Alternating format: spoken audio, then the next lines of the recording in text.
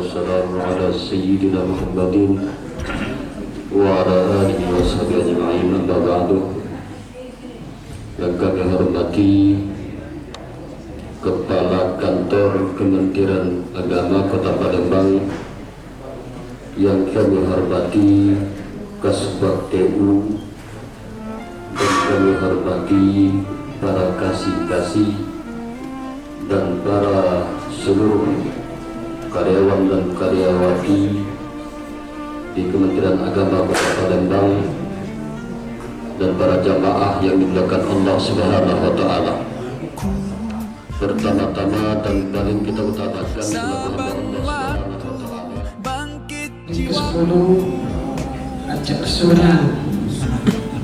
Cukup salamnya masih kesini. Harus semangat. Hari ke-10 hari penuh keberkahan. Sekali lagi, Assalamualaikum warahmatullahi wabarakatuh.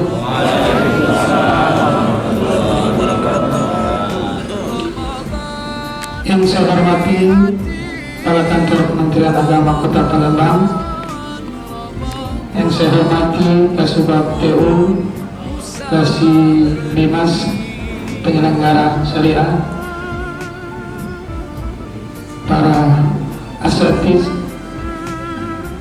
rekan-rekan sekalian, mudah-mudahan kita semua termasuk golongan yang disebutkan oleh Allah dalam Al-Quran, la'allakum tattaqun. Bismillahirrahmanirrahim. Tentu hal yang pertama yang harus kita lakukan adalah bersyukur kepada Allah atas segala nikmat, limpahan karunia nikmat yang tercurah kepada kita semua, paling tidak sampai saat ini ataupun sampai detik ini. Tentu dalam 12 bulan yang kita jalani, ada satu bulan istimewa, yaitu bulan Ramadan. Dan alhamdulillah kita bertemu, berjumpa dan dapat melaksanakan ibadah Ramadan pada hari ini sampai 9 hari setengah kira-kira. Alhamdulillah, karena dalam sebuah sabda Rasulullah, pertama ketika datang bulan Ramadan seharusnya kita merasa bahagia dan senang. Man fariha bi dukhuli Ramadan haramallahu jasadahu 'alan niran. Pertama siapa? Tentu orang yang beriman, yang senang itu. Yang senang, bahagia dengan kedatangan bulan Ramadan, maka diharamkan oleh Allah Subhanahu wa Ta'ala tubuhnya kena api neraka. Itu pertama. Senang, kita selamat. Apalagi kalau kita bertemu, kita melaksanakan ibadah Ramadan. Maka kata Allah dalam Al-Quran, A'udzubillahi minasyaitonirrajim, ya ayyuhallazina amanu kutiba alaikumusiyam kama kutiba 'alal ladzina min qablikum la'allakum tattaqun. Yang dipanggil orang yang beriman. Kenapa Allah tidak memanggil wahai orang Islam, tapi orang yang beriman? Orang Islam belum tentu amanu, belum tentu beriman. Tapi kalau orang yang beriman sudah pasti Islam. Maka berbahagia kita semua yang hadir di rumah Allah yang mulia ini, tentu sebagai orang-orang yang disebutkan oleh Allah dalam Al-Quran, orang yang beriman. Bapak Ibu hadirin rahimakumullah, kutiba alaikumusiyam, Allah tulis dengan kata-kata kutiba. Kenapa tidak furida? Tapi Allah tulis dengan kutiba alaikumusiyam. Kataba, kitabun, ditulis. Artinya Allah memerintahkan kepada kita orang-orang yang beriman melalui SK, tertulis, lisan dan tulisan. Saking pentingnya bulan puasa.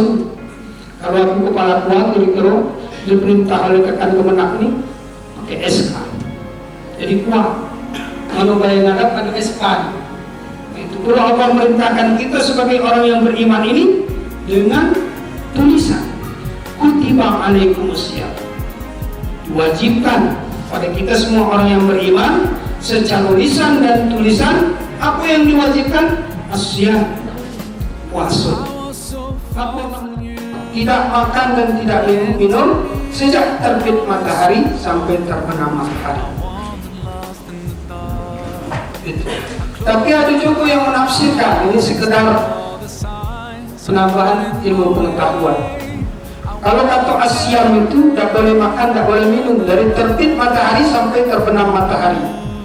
Tapi kalau ada kata saum itu boleh makan. Maka dalam surat Maryam dikatakan Maryam berpuasa, tapi puasa Maryam tidak berbicara dengan orang lain. Dia makan, dia minum. Ini sekedar penambahan pengetahuan informasi. Tetapi dalam ayat ini kita diwajibkan oleh Allah untuk berpuasa, menahan diri dari rasa lapar dan dahaga. Untuk apa kita puasa? Kita puasa karena rindunya Allah kepada kita, karena cintanya Allah kepada kita. 12 bulan diberikan Allah kepada kita semua. 12 bulan itu, 11 bulan mungkin kita jauh dengan Allah. Kemudian ada 1 bulan, bulan Ramadan, diberikan oleh Allah agar supaya hambanya dekat kepada Allah. Maka dalam sebuah hadis dikatakan al-jannatu mustaqatun ila arba'ati nafar ta'al Quran wa hafizul lisan wa mut'imul ji'an wa shaum Ramadan. Salah satu cara Allah mendekatkan hambanya adalah mendatangkan bulan suci Ramadan. Allah kangen dengan kita, kita diperintahkannya sholat. Allah kangen dengan kita, kita diperintahkannya zakat. Allah kangen dengan kita, kita diperintahkannya puasa. Tapi sadarkah kita bahwa puasa ini karena kecintaan Allah kepada kita semua. Kita bersyukur atas datangnya bulan suci Ramadan. Belum tentu saudara kita, sanak karib, kerabat, tetangga dan lain sebagainya masih bisa melaksanakan puasa Ramadan. Maka suatu anugerah yang luar biasa yang diberikan Allah kepada kita, kesempatan kepada kita, dan bahkan dijanjikan oleh Rasulullah akan dihapus dosa kita, dosa yang telah kita perbuat selama ini.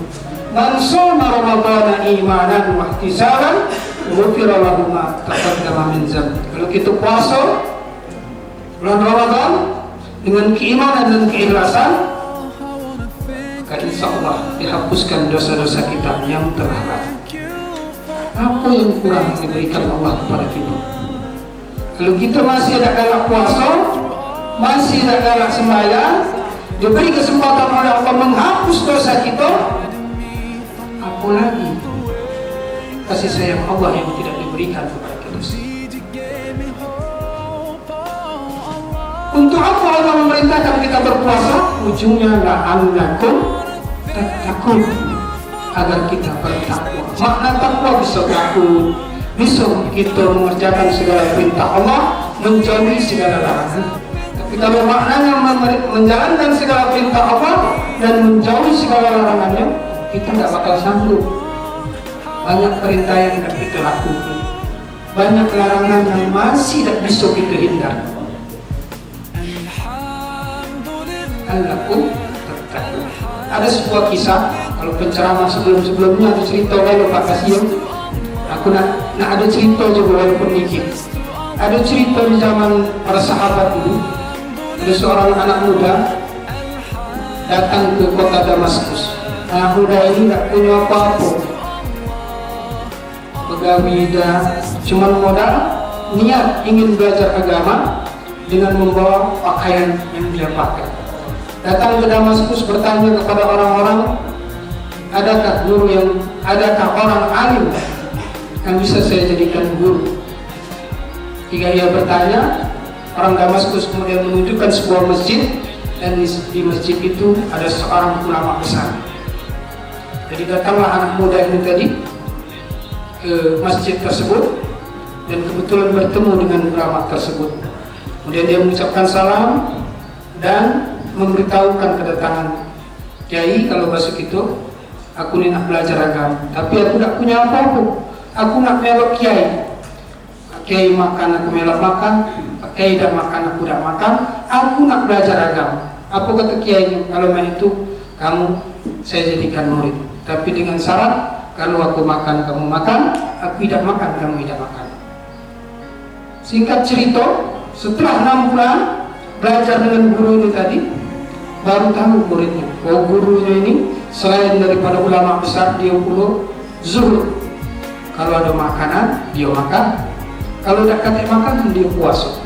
Suatu ketika, setiap hari guru dan murid ini tidak kasih makanan, jadi puasa terus. Bukanya pakai korma sebiji, minum air segelas. Sampai 3 hari merasakan lapar yang luar biasa anak muda ini. Ketika sedang lapar itulah digoda, datang setan menggoda. Was bisuk di sudurinas. Datang menggoda anak muda ini. Ulang kata setan tadi. Alang kebuyan kau berbahasa kita. Dan 3 hari kau dah makan, mati kau. Percuma kau ibadah kepada Allah. Mulai 3 hari macam mati. Digoda setan. Sudah, pendek baik. Datang ke masjid tu ada makanan. Digoda, akhirnya kepikir oleh Ionia. Kalau aku nak makan, mana aku nak sholat, mana aku nak belajar. Kalau di zaman dahulu, betulan di Damaskus itu masjid, kemudian rumah berdempetan dengan rumah tetangga. Jadi anak muda tadi kalau sudah tergoda oleh setan tadi, naiklah dia ke atas rumah tersebut. Rumah dulu itu atapnya bukan cak sekarang, atapnya berapa rumah, dibukanya atapnya. Ada bencino lagi dapat jilbab. Kalau masih ada imannya tadi, orang dia masuk ke rumah yang pertama, masuk lagi ke rumah sebelah, lewatinya rumah yang pertama, masuk ke rumah kedua, pas masuk dicium ada bau masakan. Bukanya turun dia ke dalam rumah itu, jiwanya tak katipu.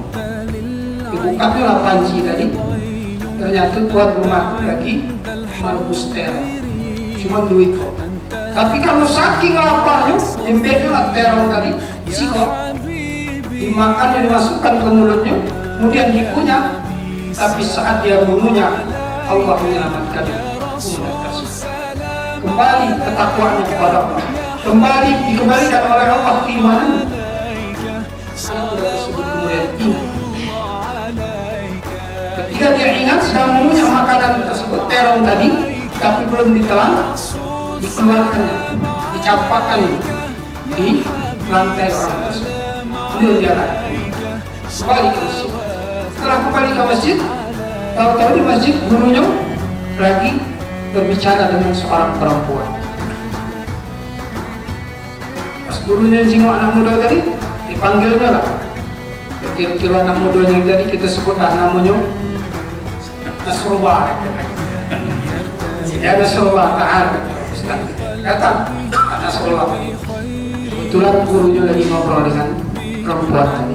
Ternyata perempuan yang datang itu adalah seorang janda yang baru habis masa idahnya.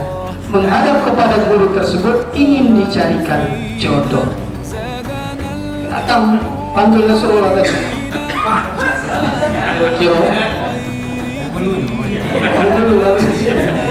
Datang dipanggil. Kata Kiai, kalau nak nikah, Pak Kiai, mana aku nak nikah? Udah widah, makan untuk aku dewek, aku dah sayang. Sudah, yang penting kamu galak apa tidak? Akhirnya, galak. Betul tadi ditanya, ibu, galak dengan bapak ini atau Nasrullah? Galak sama galak, kira-kira. Sudah, singkat cerita, akhirnya dinikahkanlah sarjana dengan anak muda tadi. Sudah jadi sepasang suami istri. Kata kiainya, kamu baliklah ke rumah kamu, ajaklah istri. Balik, digandenglah istrinya. Lewat rumah pertama yang nak dimasukinya tadi, ada rasa getar tadi, yang rumah nak dicuri juga. Lewat rumah pertama, pas ke rumah kedua, aku berhenti hati-hati aku. Tahu-tahu dibukanya lah pintu rumah luar tadi. Wahai suamiku, mari masuk ke rumah itu. Terkejut. Ternyata rumah yang terong dari dimakan, rumah ini. Pas, kebetulan suamiku apakah kau sedang lapar? Apa? Tapi lah terkejut. Ke dapur lah. Dicium oleh bininya tadi, panci lah terbuka. terong gue kok sikok lah separuh digigit. Katanya ini sampula ke masa anak suara jujur, nak ngobrol jujur, anak kejujuran. Akhirnya suara istri dan senang luar biasa bahwa suami adalah orang yang bertakwa kepada Allah. Apa yang tidak diceritain dengan takwa? Gara-gara satu punyahan terong, akhirnya dapat terongnya, dapat rumahnya, dapat yang punya rumah. Itu luar biasa. Wa may yattaqillah yaj'al lahu makhraja wa yarzuqhu min haitsu la yahtasib. Siapa yang bertakwa kepada Allah diberikan jalan keluar, kemudian diberikan rezeki dari arah yang tidak diduga-duga. Subhanallah. Inilah kisah, sekelumit kisah, mudah-mudahan bermanfaat bagi kita semua untuk semakin meningkatkan keimanan dan ketakwaan kita kepada Allah. Anu ini kultum 7 menit kurasa. Mohon maaf atas segala kekurangan.